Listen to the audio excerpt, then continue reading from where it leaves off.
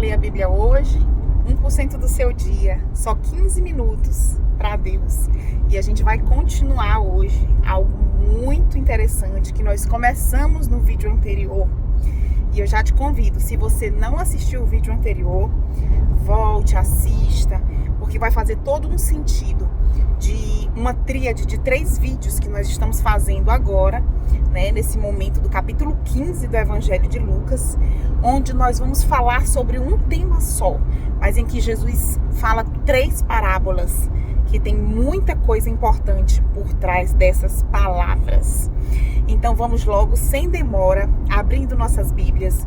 Nós estamos passeando pelo Evangelho de Lucas, né? Já estamos no capítulo 15, estamos em mais da metade do Evangelho de Lucas, caminhando a passos curtos, porém passos bem firmados na palavra pura de Deus. E isso é que é importante. Você não está aprendendo algo ensinado por outra pessoa, senão a própria palavra de Deus, dita por Ele, conforme está nas Escrituras. E nós pedimos que o Espírito Santo esteja falando conosco através dessas palavras, trazendo às nossas mentes aquilo que nós precisamos ser confrontados, aquilo que nós precisamos mudar, aquilo que nós precisamos melhorar, aquilo que nós estamos deixando de fazer e precisamos fazer, ou aquilo que nós temos feito e que o Senhor quer que a gente deixe de fazer. É essa palavra que tem nos fortalecido, que tem nos alimentado, mas também que tem nos alinhado de acordo com o propósito de Deus para as nossas vidas. Amém? Você está aqui no mesmo caminho, nós estamos juntos no mesmo propósito. E é assim que Deus quer que nós continuemos. Mas sem demora, abra sua Bíblia no capítulo 15 do Evangelho de Lucas. E recapitulando, nós começamos falando de uma situação, né, onde os fariseus e os escribas reclamavam, dizendo: quem é este homem que come e bebe com pecadores? Lembra? No vídeo anterior, eu fiz questão de enfatizar esses 2 primeiros versículos do capítulo 15. Porque a gente olhando para o capítulo 15 de forma ampla, né? De forma aqui de cima, você resume em 3 parábolas. A parábola da ovelha perdida, a parábola da dracma perdida e a parábola do filho perdido, né? O filho pródigo. Mas antes dessas 3 parábolas, nós temos 2 versículos super importantes que dizem em que situação Jesus contou essas 3 parábolas. E aí é que vai ter a chave para você entender o que Jesus quis ensinar com essas 3 parábolas.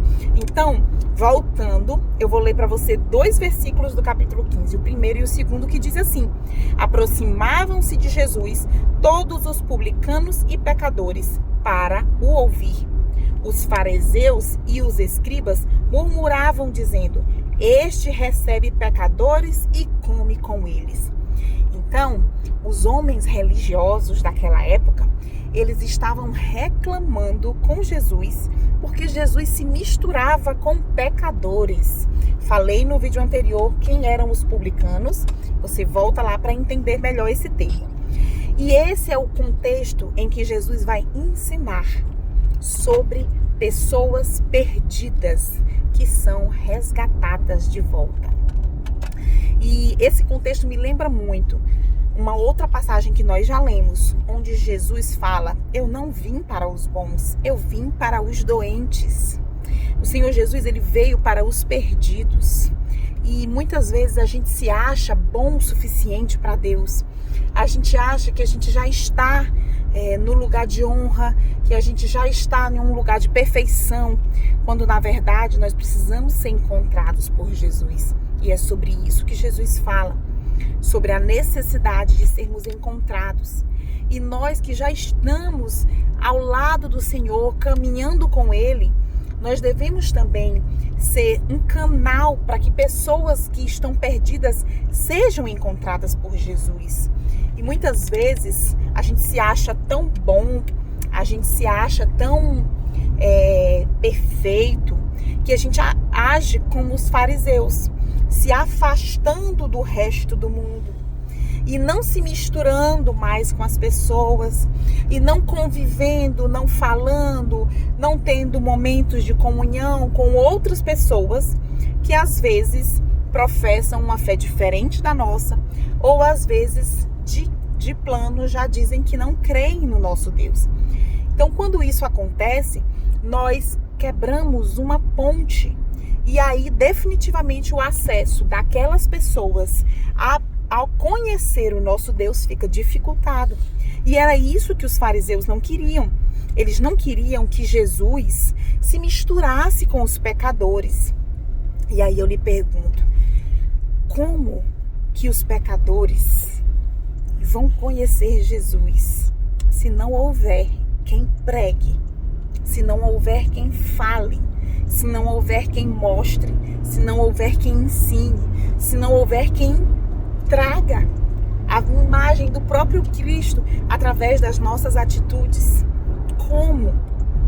E outro erro que os fariseus cometiam era reclamar porque Jesus comia e bebia com pecadores. Ou seja, eles não se reconheciam pecadores. E isso é um erro ainda vigente nos dias de hoje. Nós temos que ter essa consciência que por mais zelosos que nós sejamos, por mais cumpridores da palavra, por mais obedientes, por mais corretos que nós sejamos, nós pecamos e pecamos todos os dias. A diferença é que quando a gente passa a caminhar junto com Jesus, o pecado ele não vai ser algo rotineiro na sua vida. Ele não vai ser algo que você faz por vontade própria, mas ele vai ser um acidente de percurso. Ele vai ser um deslize que você comete sem perceber, mas posteriormente você se constrange. Você fica com aquele sentimento de peso e de arrependimento a ponto de voltar atrás se pudesse e fazer diferente, né? Então nós precisamos ter esse entendimento que todos nós pecamos, todos nós somos pecadores.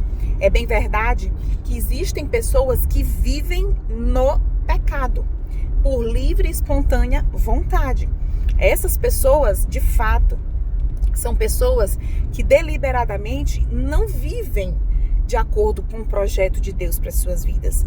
Mas se nós nos isolarmos dessas pessoas, se nós não formos um bom testemunho perto dessas pessoas, dificilmente essas pessoas vão conhecer o verdadeiro evangelho.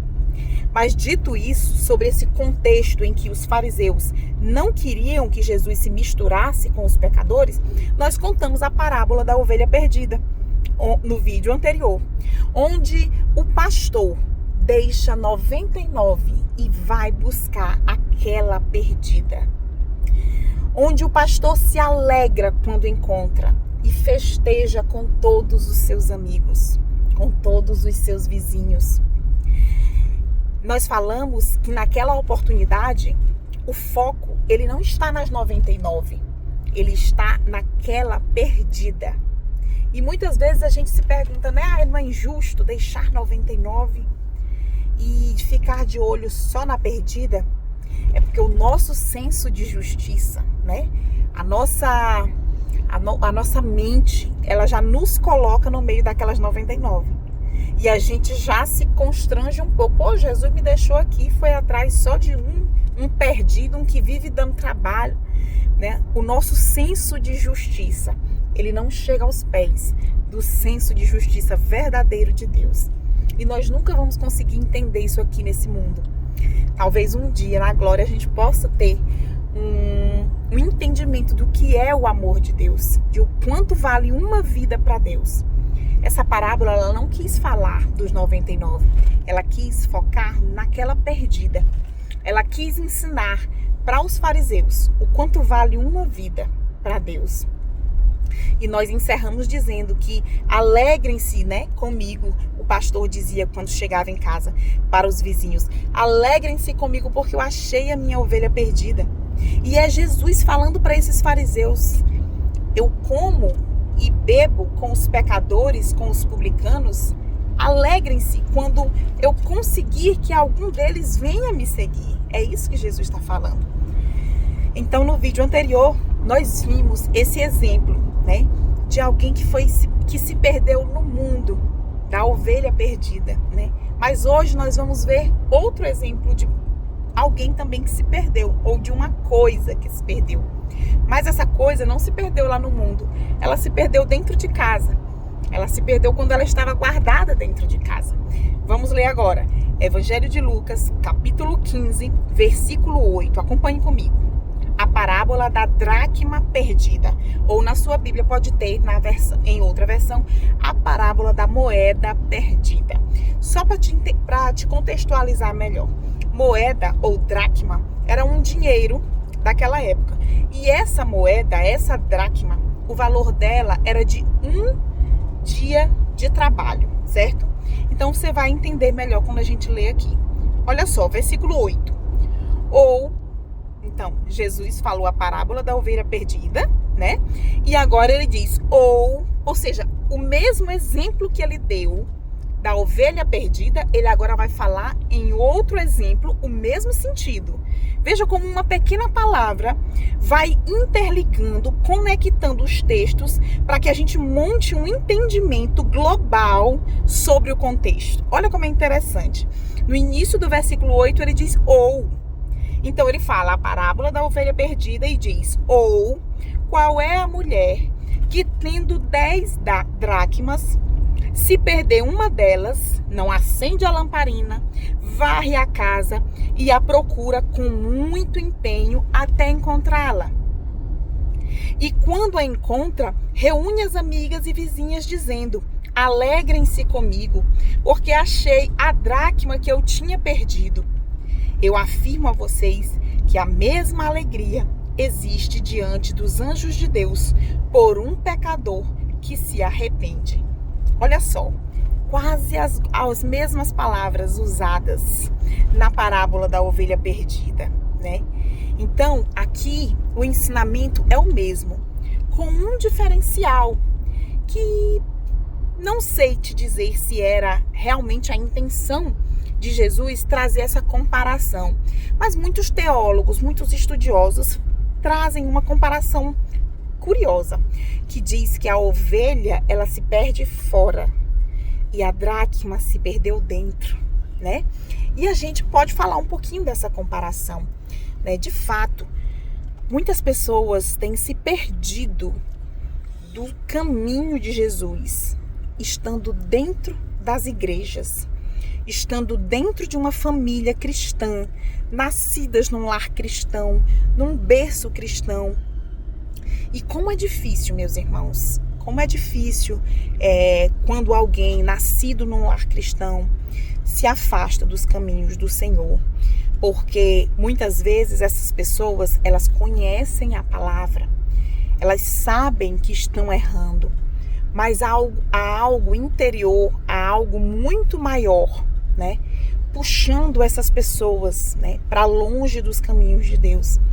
E isso é um problema não só para a pessoa, mas para toda uma família, né? Eu vejo muito esse exemplo em situações onde famílias cristãs às vezes conseguem manter seus filhos indo com eles para a igreja até certa idade, né? Até a pré-adolescência, no máximo adolescência, e depois eles deixam de frequentar a igreja com os pais, né? É algo realmente triste, porque chega um ponto em que os pais não têm mais esse controle, né?